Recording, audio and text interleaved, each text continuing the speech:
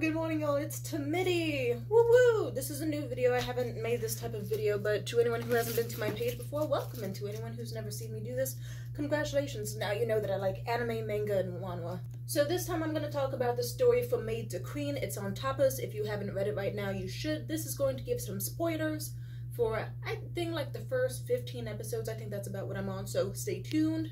I fucking hate how every single chapter of this story, people keep being like, oh my god, I hate this main character. She's such a slut. She's such a whore. Why would you fuck someone else's man? That's so grimy. Because, have you not? The backstory was so straightforward. Imagine you're a maid working in a castle, and the queen is so fucking insecure about her hoe-ass man that she's like, all of you need to be wearing masks 24/7. Always, always, always. And then one day, you could simply faint from heat stroke, so your mask falls off your face.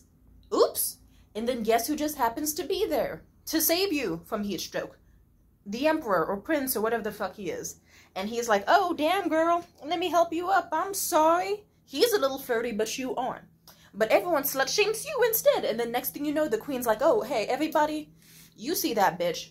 Teach her a lesson. She took her mask off in front of my man, therefore you need to beat her to death. And that's what they try to do. And the whole reason, and then the whole fucking reason she ever actually does date the emperor or prince or whatever the fuck, I don't care, Bond nigga. The reason she gets involved with him is because she runs into him as she's literally fleeing from death from her homegirls and maids trying to kill her for something she absolutely didn't do. They were trying to punish her before the crime. What happened to, like, being innocent before guilty? Or, yeah, kind of fucked up that the royals just kind of, but you know, they're royals, they're shitty. And then she runs into the emperor who protects her ass. And then he decides to make a move. And think about it in this way. It's kind of like what happened with, like, Monica Lewinsky and George Bush. I don't know much about the situation, but I know basically there's a power dynamic. The same power dynamic that happens when an older man goes for a younger girl, when a rich guy dates a poor woman, rich woman, poor guy. It's a power dynamic. The guy who can control every fucking thing and puts you in a massive position of wealth, power, and safety. He saves you because his crazy ass wife is trying to fucking kill you. Because she knows that you're just some nameless maid who's dumb as rocks and she can get away with it. She said, fuck it, I'm having a hot girl summer ski. Because if your options seem to be, I'm going to go back to a place where I'm going to get fucking murdered and I can't escape the castle grounds because that bitch will find me no matter what as the fucking queen. She's the fucking queen. Or I can just fuck her man. I can fuck her man, get some shmoney, and flourish, and flourish, and flourish. And that's what she did. And I'm not mad at her.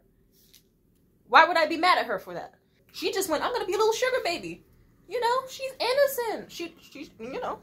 And I hate when people compare her to Washta. I mean, you know I can't say ours. Washta from the Remarried Empress, because no. Washta in the Remarried Empress, I can defend her up until maybe chapter 100 or so. But still, I still recognize that Washta is a bitch. She is a whore. She is a cunt.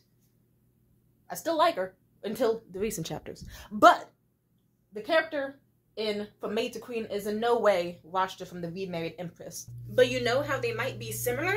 Guess what? Say it with me now. Power struggle.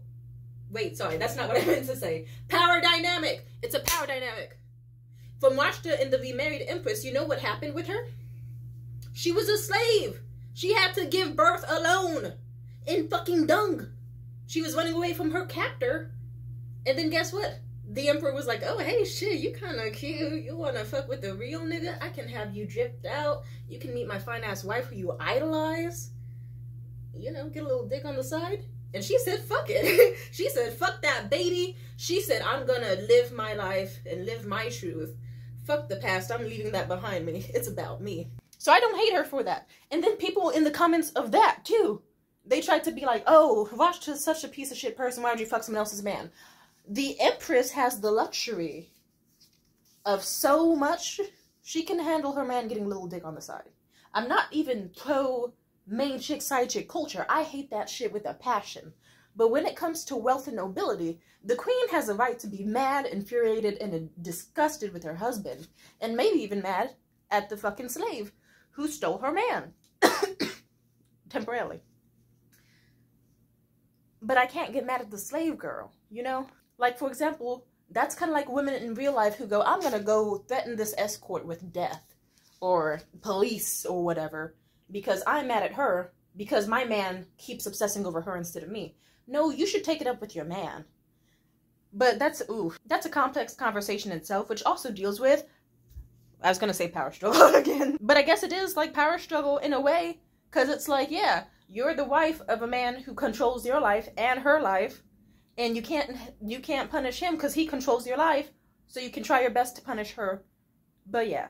So anyway, I was gonna say, stop comparing the girl from Maid to Queen to Washta from the Remarried Empress. There is no reason in your heart and soul you need to do that under any circumstance. Stop doing that shit. Stop. I am not mad at my girl for her come up. She had a little Cinderella story moment where there just so happened to be a wife involved, but the wife was a cunt. So frankly, I don't know. I'm very pro if you hate someone. I have very fucked up morals if that wasn't clear enough. She got to fuck the husband of a man that of a woman who she fucking hates, who wanted her gone. And she said, never mind, bitch, you can't take me out. You can't take me down. I'm leveled up. And then even when nobility was like, hey, this maid should not be your mistress. And also you should not be teaching her arts and like certain this and that only nobility have. She said, fuck you, I'm going to do it anyway. And I am very pro that. Now, some people could say that it was distasteful, sure. But personally, I don't give a shit. And personally, I think you should just drop the story if you fucking hate it so bad, because I'm so tired of reading every chapter of the story and seeing people in the comments shitting on the main character. Shit on her for her other dumb decisions. Shit on her for, like, there are worse things in the world than being, like, someone who was on the threat of death and had the option of either, I'm getting killed by my homegirls and the maids, or I'm gonna fuck with the real nigga. She could have been eating shrimps with rimps, but got pasta and lobster with a mobstah, and that's what she did. I love that corny ass phase. And even as the story progresses, it's clear that throughout the entire story now, she has made it clear she does not have any interest in the Emperor. She wants to stay away from that nigga from now on. And people still keep commenting on what she did in the past when she was dumb as rocks. Get over it. Stop that shit.